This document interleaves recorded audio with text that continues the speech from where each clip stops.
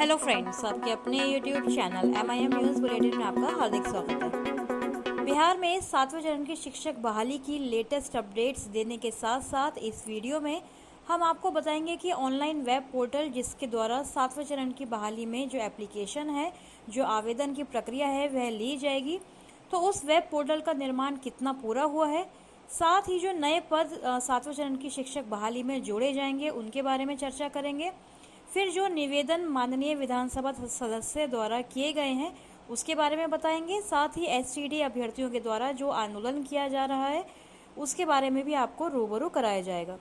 बिहार के शिक्षा मंत्री का बहाली के बारे में क्या कहना है, क्या क्या शिक्षक बहाली की लेटेस्ट अपडेट्स चल रही हैं, सारी ही इस वीडियो के माध्यम से आप तक पहुंचाने का प्रयास हम ज़रूर करेंगे। तो वीडियो में आप एंड तक बने रहें। चैनल पर पहली बार आए हैं तो सब्सक्राइब ज़रूर कर लें। तो सारी ही इन्फॉर्मेशन आपको एक एक करके देने की कोशिश करते हैं। सबसे पहले स्टार्ट करते हैं इस न्यूज़पेपर कटिंग के माध्यम से जो खबर प्रकाशित हुई है उससे। यहाँ पर लिखा गया है कि उत्क्रमित माध्यमिक विद्यालय में शिक्षकों का घोर अभाव। तो ये लखीसराय जिले की जो खबर है प्रकाशित हुई है, और ये केवल एक ही जिले की नहीं है, हर जिले में बिहार का यही हाल है। उत्क्रमित माध्यमिक विद्यालय तो बना दिए गए हैं, उच्च माध्यमिक विद्यालय में भी तब्दील उनको किया गया है, लेकिन किसी भी सब्जेक्ट के जो टीचर्स हैं उनकी काफ़ी ज़्यादा दिक्कत है, कठिनाइयां हैं। और छात्र छात्राएं जो हैं इंटर मैट्रिक की परीक्षाएं देते हैं, उनके लिए उसके लिए उन्हें कोचिंग एवं ट्यूशन का सहारा लेना पड़ता है, और अच्छी खासी जो फ़ी है वह भी पे करनी पड़ती है। तो सिर्फ न्यूज़पेपर और विभाग के कागज़ में ही बहाली होती है यहाँ पर, वो भी प्रतिवर्ष और बड़े पैमाने पर। ये तो आप लोग जान ही रहे हैं कि हम 2019 से देख रहे हैं कि STD अभ्यर्थियों की बहाली जो है हो ही रही है, केवल कागज़ में हो रही है, केवल न्यूज़पेपर्स में हो रही है या फिर विधानसभा में हो रही है। लेकिन धरातल पर अगर देखें तो कोई भी बहाली प्रक्रिया जो है अभी तक सरकार ने पूरी नहीं की है। ना ही 6 फेज़ के जो माध्यमिक और उच्च माध्यमिक अभ्यर्थियों को नियुक्ति पत्र देना था उसके बारे में कोई स्पष्टीकरण अभी तक विभाग की तरफ से सामने आया है। अब चलते हैं ऑनलाइन वेब पोर्टल की जो बात हो रही है उसकी तरफ। उसके बाद आगे आंदोलन और निवेदन की जो बातें हैं उनसे आपको रूबरू कराते हैं। शिक्षा मंत्री श्री विजय कुमार चौधरी से जो एक माननीय विधानसभा सदस्य हैं श्री मुकेश कुमार यादव, उनके द्वारा तारांकित प्रश्न पूछे गए थे विधानसभा में, और आप लोग जानते हैं कि उसमें शिक्षा मंत्री बहुत माहिर हैं इस तरह के जवाब देने में। तो प्रश्न यही पूछा गया था कि पंचायती राज संस्थानों में जो शिक्षक कार्यरत हैं उनके ट्रांसफ़र यानी कि स्थानांतरण की जो प्रक्रिया है उसकी सुविधा क्या सरकार ने प्रोवाइड की है या फिर नहीं, उसके लिए कोई भी अभी तक दिशा निर्देश दिए गए हैं या फिर नहीं।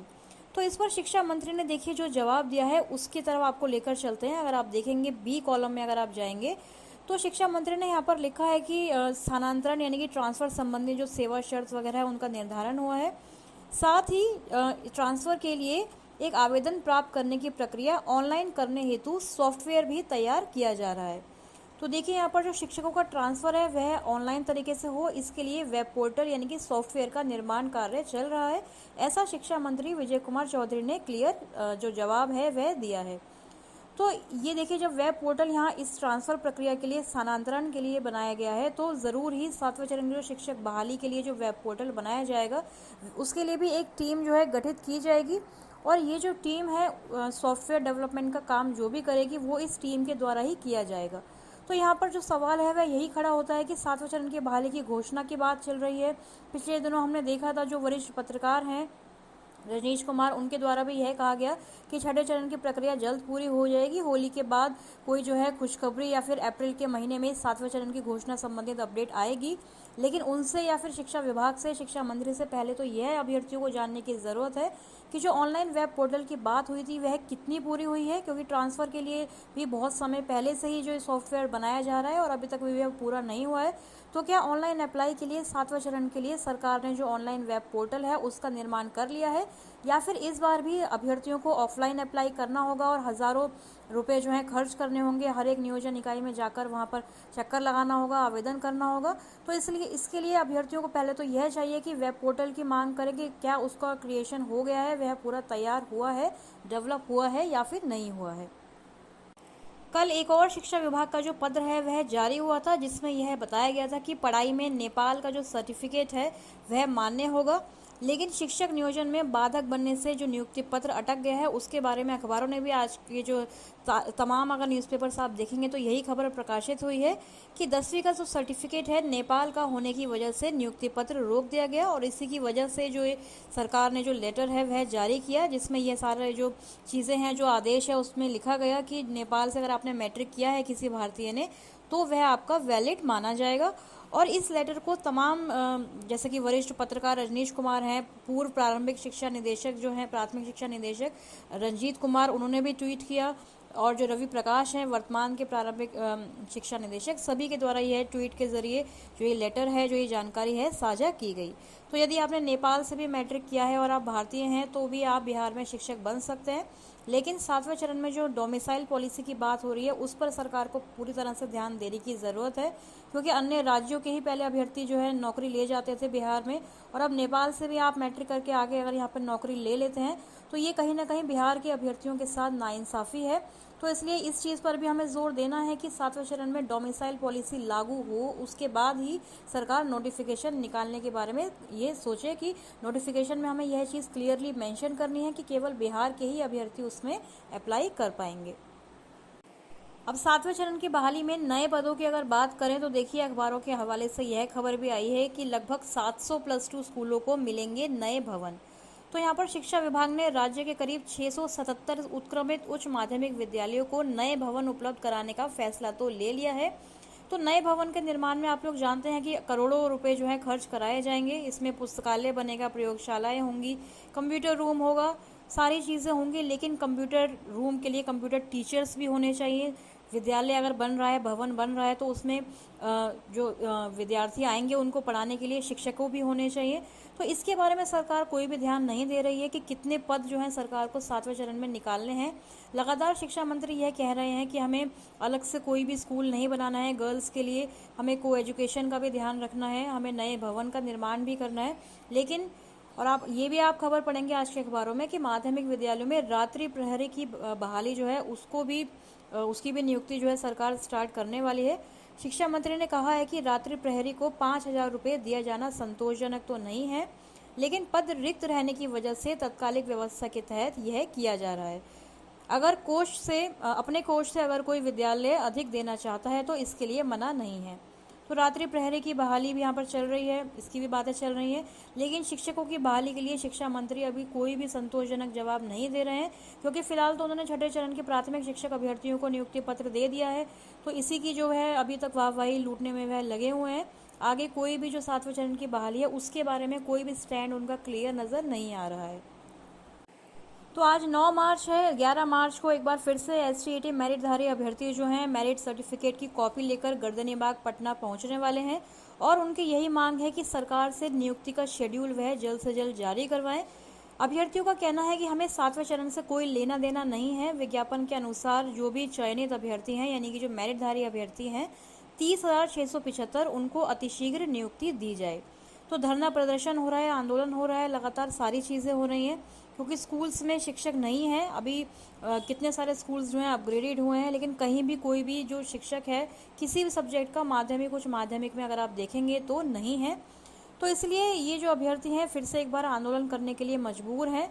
तो देखते हैं ये जो मेरिटधारी अभ्यर्थियों का आंदोलन है वह कितना सफल रहता है।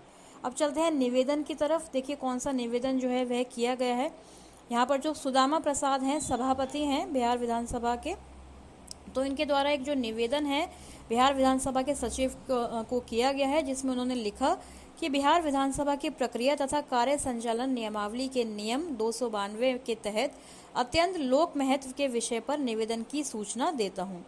तो देखिए यहाँ पर कौन से जो निवेदन की बात उन्होंने की है शिक्षकों के हित में, तो ये एक बार थोड़ा हम पढ़ लेते हैं। शिक्षा देने की जिम्मेदारी बिहार के लाखों शिक्षकों के कंधे पर है। गुणवत्तापूर्ण शिक्षण कार्य शिक्षक के अथक प्रयास से ही लागू किया जाता है।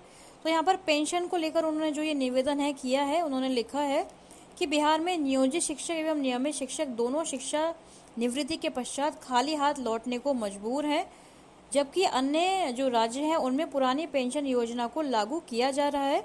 अतः लोकहित में शिक्षकों के लिए पुरानी पेंशन योजना को लागू करने हेतु सदन के माध्यम से सरकार से निवेदन करता हूँ। तो उन्होंने पुरानी जो पेंशन योजना है जैसे अन्य राज्यों में लागू है, उसको बिहार राज्य में भी लागू करने पर जो है जोर दिया है। और ये बहुत अच्छी चीज़ है, क्योंकि नियोजित शिक्षक जो है, एक तो पहले ही देखिए इतने समय बाद जो है बहाली पूरी होती है, 35 वर्ष 40 वर्ष के होने के बाद अभ्यर्थियों की बहाली हो रही है। तो कितने कम समय के लिए उनका जो कार्यकाल रहेगा, फिर वह रिटायर हो जाएंगे, तो उसके बाद पेंशन की जो स्कीम है, जो योजना है, वह उनके लिए ज़रूर होनी चाहिए, ताकि आगे जो है वह अपना जीवन यापन कर सके, कोई उन्हें कठिनाई ना आए। तो एक खबर आपको और यहाँ पर बता दें कि अखबारों ने यह भी प्रकाशित कर दिया है कि भारत में नहीं आएगी कोरोना की चौथी लहर। तो देखिए, फोर्थ जो वेव है कोविड की, इंडिया में नहीं आएगी। तो ये एक अच्छी खबर 7वें चरण के अभ्यर्थियों के लिए क्यों है, क्योंकि कोरोना के कारण सरकार को नया बहाना मिल जाता है बहाली प्रक्रिया को आगे डिले करने का। जैसे कि हमने देखा था 2019 में 6 फेज को सरकार डिले करते करते 2022 तक ले आई, क्योंकि बीच में जो 1-1.5 साल है वह कोविड की वजह से सरकार ने पूरा वेस्ट किया था, उसका एक्सक्यूज़ बनाया हुआ था। तो यहाँ पर ये चीज़ जो है क्लियर हो चुकी है कि फोर्थ वेव जो है इंडिया में नहीं आएगी, तो शिक्षक बहाली पर भी इसका असर जो है नहीं होने वाला है। एक और जो खबर प्रकाशित है वहाँ पर लिखा है कि विधानसभा के सामने नाराज शिक्षकों का आक्रोश प्रदर्शन।